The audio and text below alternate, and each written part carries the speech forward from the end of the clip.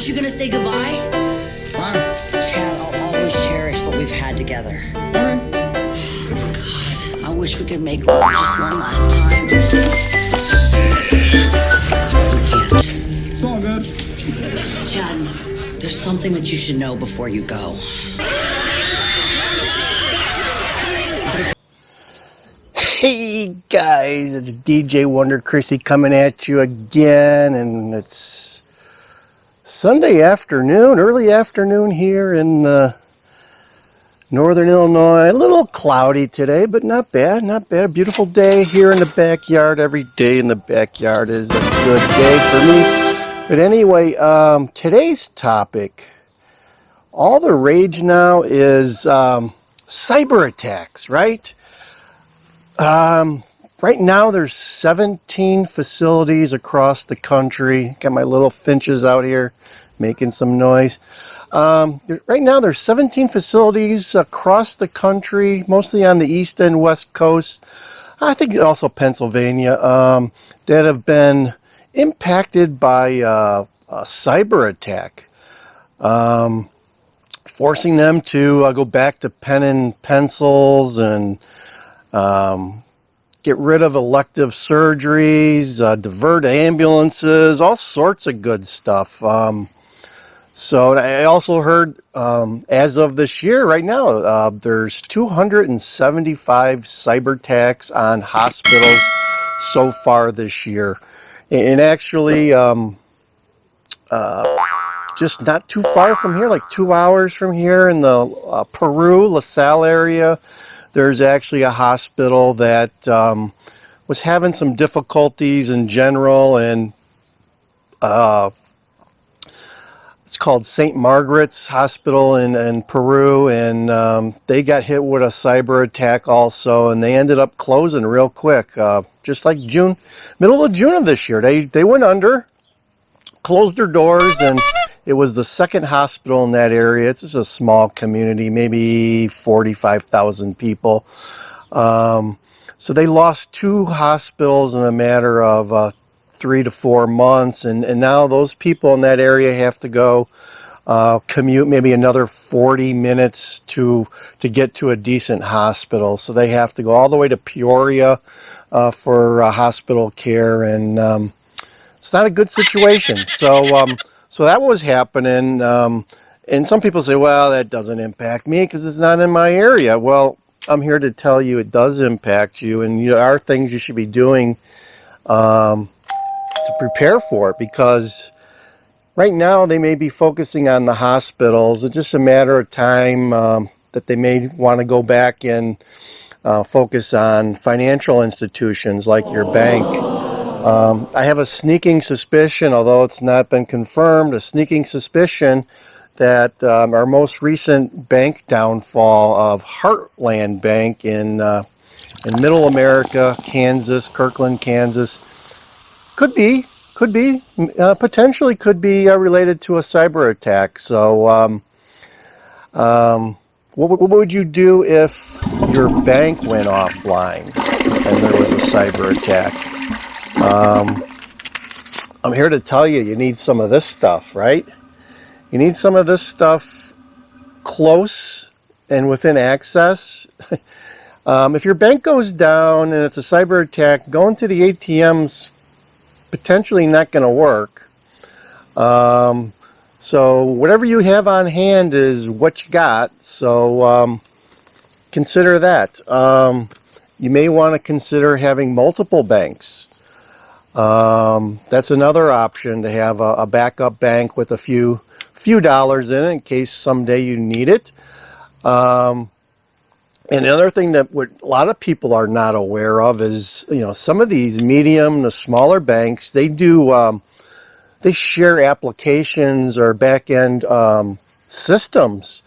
So, if one bank gets hit, that could translate into 10, 20, 30, 40, 50 banks being hit if they're on the common platform and that platform takes a hit. So keep in mind stuff like that. And here's some other things. We haven't talked about this lately, but these things, guys, when it really hits the fan, right? So once your banks have been hit and nobody has any more of this and nobody's taking checks anymore, you're going to have to go to this stuff. This is why I stack this, right? This is the SOS, or, when it hits the fan equalizer here. So I think silver has just been hovering around $24, $25 for the last 6 months. So it's been pretty stable, and you're not going to see this stuff go down, because they talk about solar panels and EV cars. They're using this stuff. They are using this stuff, and everything they get out of the ground of this silver pretty much gets used. So there's a shortage of these in general, and it means the price is going to go up. So that's what I have to say about cyber attacks and hacking and being prepared, right? Because there's two types of people in the world. There's those that are prepared and those that are not prepared. I'm sorry to tell you, but the most people I come in contact with, for whatever reason, I haven't really figured out why, but they're not prepared. They don't want to take the time and effort to put into being prepared, because they've convinced themselves, or maybe they're delusional, maybe they're just incompetent, or maybe they're in denial. Take your pick of your adjective there, folks. These people, a lot of these people that I come in contact with on a monthly basis, just don't want to be prepared for whatever reason, and they go on their merry way and hoping and praying that the inevitable won't happen to them for some reason. And I'm here to tell you that you're more likely to be hit if you're not prepared than if you are prepared, right? So what's putting some extra food in your cabinet? What's having some extra of this stuff laying around going to do? It's not going to cost you anything, and not a lot, right? You just have to go to the bank and get some of this stuff. You just have to go to the grocery store and get some groceries and some things that you need, and go through the thought process of, okay, if this happens, what will I need, and what will become important to me? So just the word to the wise there on that. Then we'll go on to the next topic, which is EVs. We keep coming up back to EVs. I know it. But today I'm not going to bash Ford. We're going to bash Chevy. I just saw an article where the Chevy Blazer, or the people at Chevy, they were going to come out with a $44,000 Chevy Blazer EV sometime this year, and they just issued a press release saying that, that $44,000 EV we were going to make for the middle class and conquer the EV in the automotive market, it's now going to cost $60,000. Go figure that out. I keep standing by my statement that EVs are not ready for prime time. The manufacturers aren't ready for prime time, and there's no reason to rush into wasting your money or time in buying an EV. Here's a good story. I have a family member who just purchased an EV in the last 6 months, and we were out riding around in the rural areas. And we went by a Hy-Vee, and they had charging stations. And she made the comment, my family member made the comment that, yeah, this is like the only place you can get your EV charged in the whole area.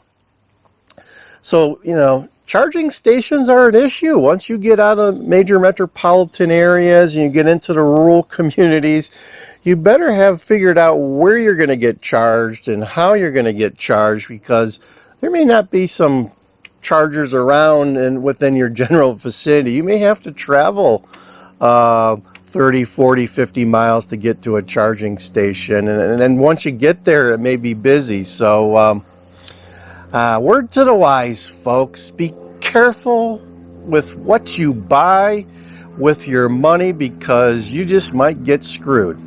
All right, so that's all I got on EVs. Like I said, we're gonna bash Chevy a little bit today. They're the makers of that great Corvette, although I hear those Corvettes are selling like hotcake, and our buddy Ray is waiting for his. Check out that video. We did a video about an 89-year-old gentleman that's in the local area here who still races cars at 89 and a half, if you can imagine that. So that's all I have for you today. Like, share, and subscribe, folks, because we can't do this without your support, and your support matters as we try to beat that evil algorithm. So help me out, like it, share it, and certainly subscribe, because we're putting out content on a regular basis. We got susie-q slots, we got Land Cruiser Midwest content, car shows, we got these daily talks here on the patio. So that's all I have for today. DJ Wonder, Chrissy, over and out, folks.